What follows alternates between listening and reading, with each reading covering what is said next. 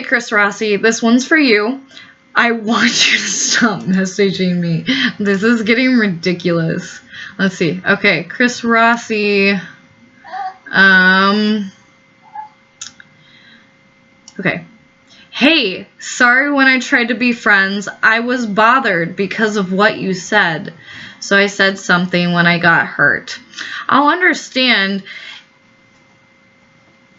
if don't want to, but if you can forgive, wondering if I can subscribe to your channel or something like that.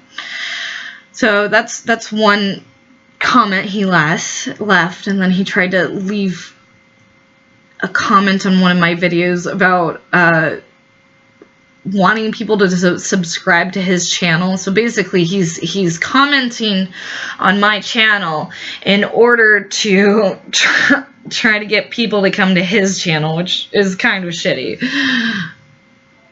And no, I don't think the people who would probably be interested in the things that I talk about would be interested in him at all, because he's this guy who has like, he has like this foundation or charity or something that he's trying to start, and I tried to ask him about like what it was, and he's just like, God, Jesus, I want to help people, and I'm like, what is the foundation? What is the goal? What is the whole concept here? How does this work? And I was trying to talk to him, and I was talking through some ideas with him, because I'm a nice person, and we were having a conversation. And oh, by the way, he's a guy who was also extremely attracted to me. We met on a dating website or something like that, and I stopped talking to him because he went kind of batshit crazy on me and told me he was going to call the police on me if I contacted him again. Okay, and so I responded to his message the other day where he was saying, I'm sorry, I told him, I'm like, you're extremely immature, and I don't like the way that you were acting. Please don't contact me again. And so, of course, he comments on another one of my videos. Pray for her. She needs God and Jesus. In Jesus' name, pray she come to know God and Jesus. She lives a satanic life and is extremely evil.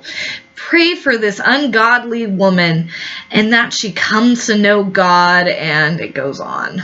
And I honestly don't care enough to actually go look at the entire thing. She also said, pray for her. She needs God and Jesus. She is not a born-again Christian. She is a cold-hearted, ungodly woman. She's crazy. Listen to her swear. Very ungodly. Pray for her. God and Jesus love all. Pray. And just lots of pray for me. I'm ungodly. I'm satanic. Like, oh. No. It's called Gnosticism, not Satanism. Two completely different ideologies. And I'm not even like Gnostic or anything like that. I enjoy the Gnostic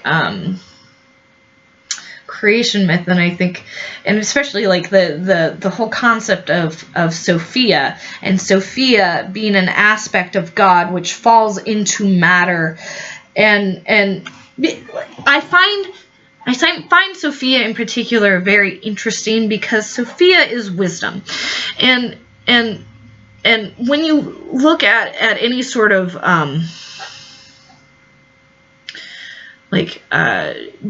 Genesis sort of what is it called? It's creation myth or whatever. And you look at how the world is structured. I personally believe you can relate the aspects of God to the aspects of the human being themselves.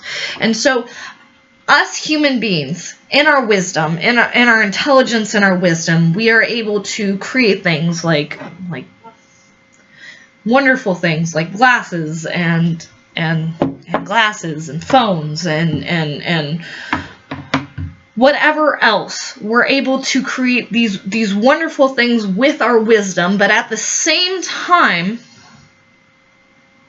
we are able to create horrible things, ungodly things, war and famine and all these, and so much human misery, and all these things. And so in the Gnostic creation myth, you have Sophia, which is the representation of wisdom.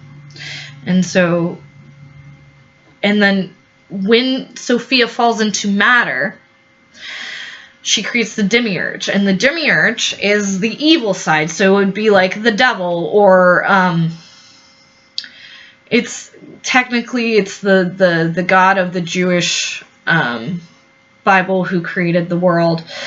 And then Sophia comes to the world, and she sees what the demiurge has created, and she sees the human being, and she takes pity on the human being, and she imposes herself onto the soul of the human being as a divine spark. And so that's where we get our divine spark, and that's how we have connection to God. Is through wisdom, or through Sophia, and that's our divine spark. And then Sophia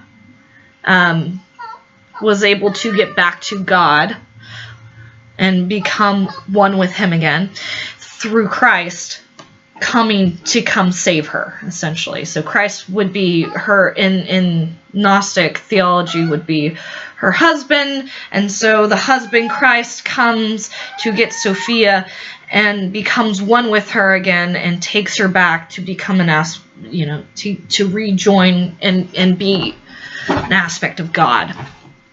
And she leaves that divine spark in each of us. And so we, with our divine spark, are able to connect with God. So those are my beliefs. And this guy's going on and on about how I'm ungodly or some bullshit.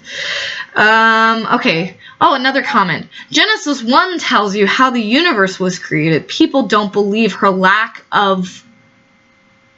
people don't believe her lack of intelligence. She needs God and Jesus. Pray for her. Pray for all. And I find that so funny. I find that so funny.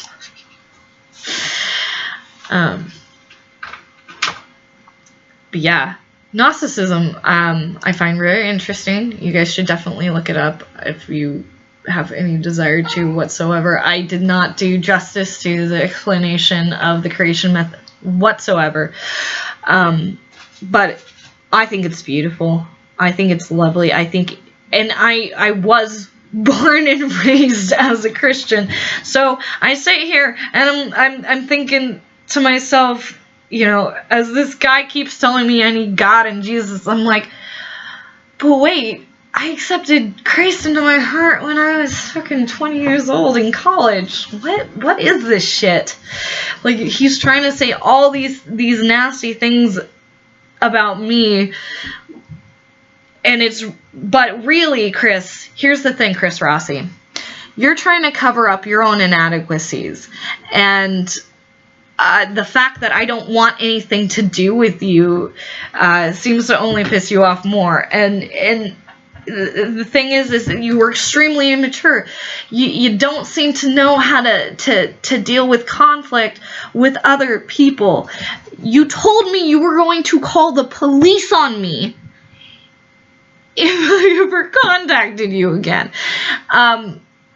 You are the one who is repeatedly seeking out contact with me. So at this point, I just find it funny. If you keep contacting me and leaving comments, I'm going to keep making videos about it, because I find it really funny, and you're really dumb. And I hope that you start to grow up a little, that you start to realize that other people have different frames of reference and views and values than you do, and come to the realization that that doesn't necessarily make them a bad person, especially when they reject you. in some way. You need to learn how to deal with rejection a little bit better. Like, I understand I'm pretty, but I'm not that pretty, and I'm not that special. And trust me, you could find a girl who is a better fit for you. So, learn to deal with that. And, learn to understand that I don't have to want to be your friend or your girlfriend or whatever else, or your partner, or whatever the hell you were wanting. I don't have to want to do that. And you should really get over it, because it's really, really, really embarrassing, and I'm really embarrassed for you. I also think it's hilarious, so keep doing it. It's funny. I want to keep making these videos. Please keep leaving me crazy comments. Just keep doing it, please.